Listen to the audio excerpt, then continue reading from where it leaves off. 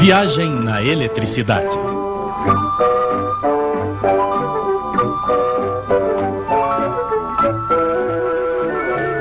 Entre quente e frio, o princípio de Carnot.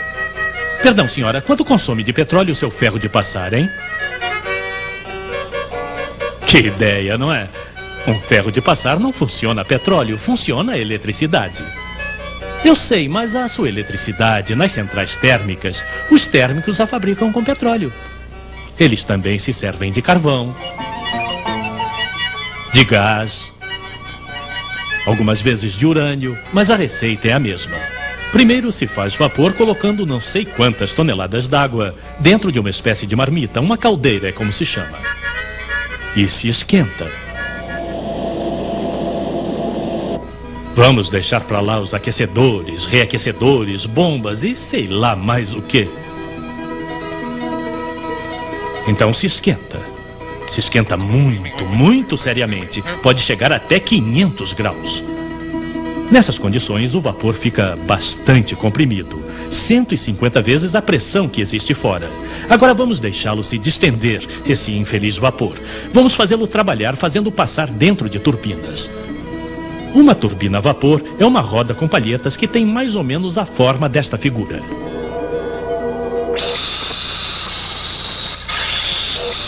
Então encontramos o nosso vapor na saída completamente distendido dentro de um segundo recipiente chamado condensador, onde naturalmente ele se condensa, como seu nome o indica. Ele volta ao estado líquido, se preferem. Nós a enviamos novamente para a caldeira para que trabalhe de novo. Caldeira, turbinas, condensador. Estão vendo? É simples. Ah, tínhamos esquecido o principal. As turbinas, claro, movimentam um alternador que produz eletricidade, etc. Mas isso não nos diz quanto de petróleo necessitamos para produzir 1 kWh de eletricidade. Pois bem, isso depende. Depende da máquina, de seu rendimento, para ser mais exato. Pois se a máquina tem um bom rendimento, ela precisa de uns 250 gramas de petróleo para sair 1 kWh de eletricidade. E se ela tem um mau rendimento, então aí é diferente. Mas perguntaria à senhora, o que é preciso para que a máquina tenha um bom rendimento, como o senhor diz? Ah, se o senhor Carnot estivesse aqui, ele responderia melhor que eu. Nicolas Carnot era um rapaz bastante dotado que procurava justamente descobrir como melhorar o rendimento das máquinas de seu tempo. E bem que as coitadas precisavam. Primeiro, tapar os escapamentos, ele pensou. Isso não faria nenhum mal. Mas ele pensou também que o rendimento devia depender da diferença de temperatura. Que diferença? Pois bem, de um lado, a temperatura da fonte quente, isto é, a nossa caldeira. Do outro lado, a temperatura de nossa fonte fria, o nosso condensador. E quanto maior a diferença, melhor o rendimento.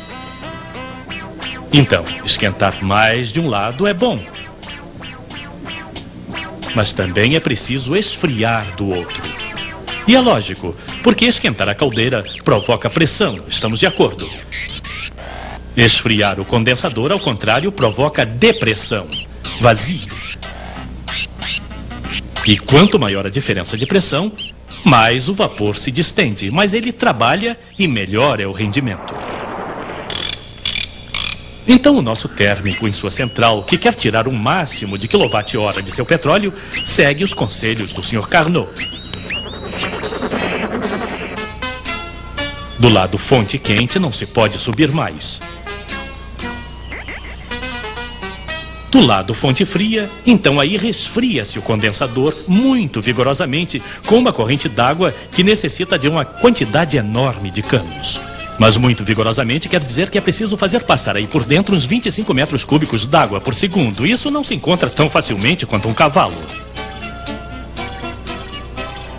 Então não se espantem se as centrais térmicas forem instaladas de preferência na beira do mar ou dos rios.